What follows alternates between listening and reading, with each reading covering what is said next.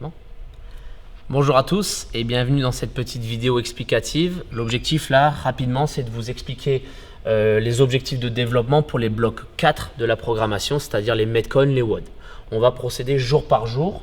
Il y a du lundi, mardi, mercredi, jeudi, vendredi et samedi. On va commencer par le lundi. Donc le lundi, l'objectif du bloc 4, c'est ce que moi j'appelle les Sprint City.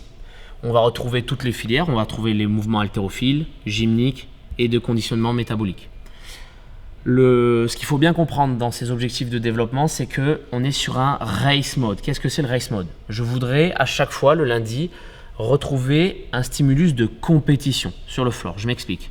Quand on est en compétition en tant que compétiteur, souvent on veut pacer l'effort, quel que soit le Metcon. Or, qu'est-ce qui se passe? En compétition sur le floor, on est à gauche, à droite, il y a des concurrents et souvent on se fait emporté par la vague, le hit qui part plus fort, moins fort, etc. Mais souvent, ça nous oblige à woder malgré une intensité que vous ne gérez pas. D'accord? Et donc, l'idée, c'est de recréer ce stimulus pour le lundi, vous faire partir beaucoup plus fort que ce que vous ferez sur un WOD de qualif à la salle en vidéo.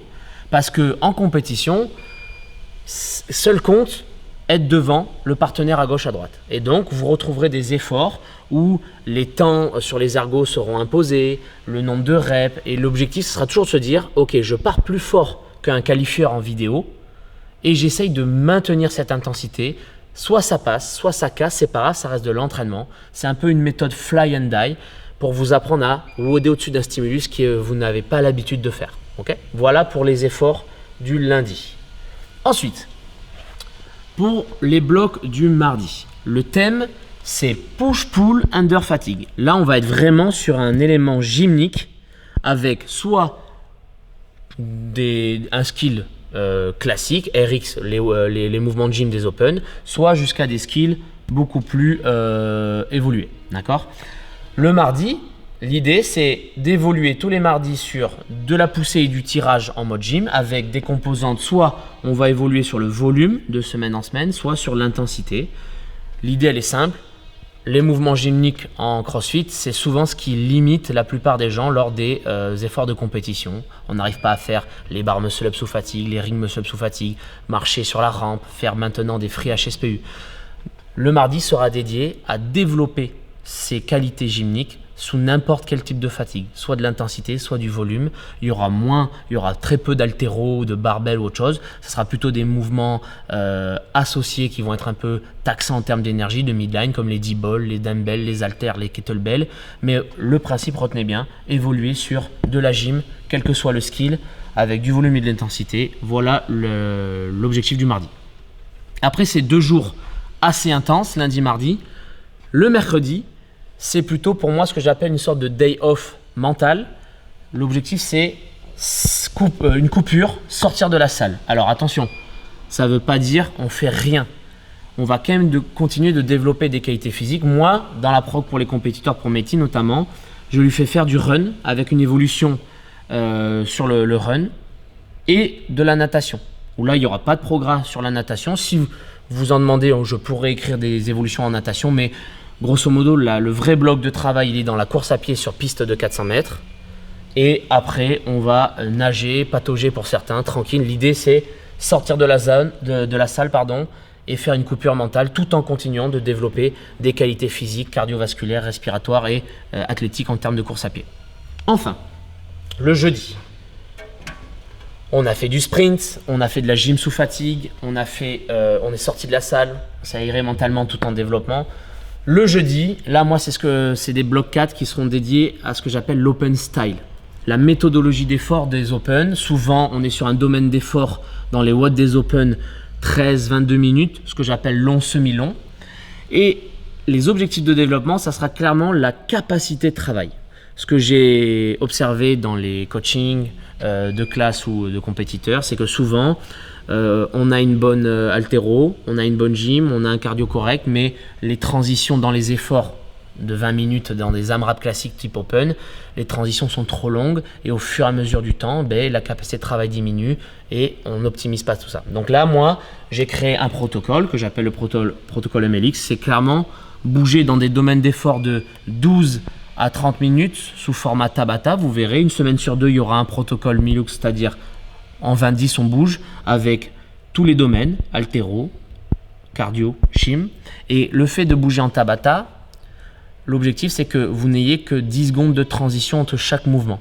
Et au fur et à mesure de l'évolution sur les 7 semaines, c'est que le volume dans ces fenêtres de 20 secondes va augmenter. Peut-être la première semaine, vous allez être sur 3 burpees facing dans les 20 secondes, puis 4, puis 5, puis 7, puis 8 pour les meilleurs. Ce qui fait qu'en fait, on augmente le volume dans un temps qui reste toujours le même, 20 secondes. Et malgré ce volume qui monte, on a toujours la même transition 10 secondes. Et en fait, ça va vous apprendre à bouger en étant régulier et apprendre à développer ce que j'appelle cette capacité de travail. Donc, des efforts semi-longs ou longs, 13 à 22 minutes, dans un protocole type Tabata, ou évidemment, pour ne pas se taper toutes les semaines des Tabata, je mixe avec des WOD référencés de type Open, où on va se tester, parce que c'est des WOD référencés, on peut aller chercher les scores que vous avez fait avant, évoluer sur ces scores et savoir si votre fitness petit à petit s'améliore et si votre capacité de travail s'améliore. Voilà l'objectif du jeudi. On va passer ensuite au vendredi. Donc, le vendredi, on aura quand même fait du sprint, de l'effort dans une zone de pace que vous n'avez pas l'habitude de faire et maintenir une intensité élevée. Le mardi, travail de gym avec la poussée et le tirage dans tous les sens. Du run et de la natation le mercredi. Le jeudi, des domaines d'effort beaucoup plus longs avec la capacité de travail en priorité. Le vendredi, c'est ce que moi j'appelle les qualifieurs style. Donc là, c'est soit du fun, ça dépend des workouts. Pour certains, ça sera fun, pour certains, ça sera des travails de weakness. L'idée, c'est qu'on retrouve encore une fois toutes les dimensions, soit haltéro et conditionnement, soit haltéro et gym, soit gym et conditionnement. Voilà, on se balade. C'est des WOD qui vont tomber dans des qualifieurs type les Dubaï, les Wodapalooza, les Marseille, les French. Des WOD un peu référencés, pas comme les Open, mais que l'ensemble des compétiteurs a l'habitude de se tester, de s'évaluer, de regarder grâce à Instagram, savoir ah tiens un tel a fait ça à ce WOD, ben on va le tester, on va voir ce qu'on peut faire sur ça. D'accord. Donc l'idée, le vendredi, on finit la semaine avec des qualifieurs style. Évidemment pour moi, je programmerai les mouvements qui n'ont pas été travaillés dans l'ensemble de la semaine pour qu'on puisse voir un panel complet de mouvements.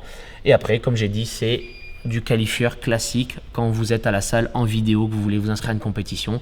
Et bien, il faut prendre l'habitude de s'entraîner à se filmer, faire un qualifieur pour pouvoir le mieux performer et mieux se qualifier. Okay. Notre dernier jour, c'est le samedi. Il n'y aura pas de programmation écrite pour le samedi. Ma programmation, elle marche sur 5 jours, 4 jours vraiment de boulot avec 4 blocs par jour comme vous l'avez compris. Un jour, un peu, on sort de la salle. Le samedi, je vous laisse un temps libre en fait pour soit récupérer complet, 2 jours off, ce que je ne conseille pas, mais après c'est chacun adapte comme il peut. Donc moi j'ai mis du libre. Si vous avez envie de faire le WOD de votre salle, bouger avec vos copains qui ne font pas la même prog, c'est libre complet. Nous par exemple, on s'en sert pour faire des team WOD, travailler la synchro à 2, à 3, à 4 pour préparer les échéances en team pour la team compétiteur de Talence. Ou tout simplement un temps libre pour rattraper les blocs que vous n'avez peut-être pas fait.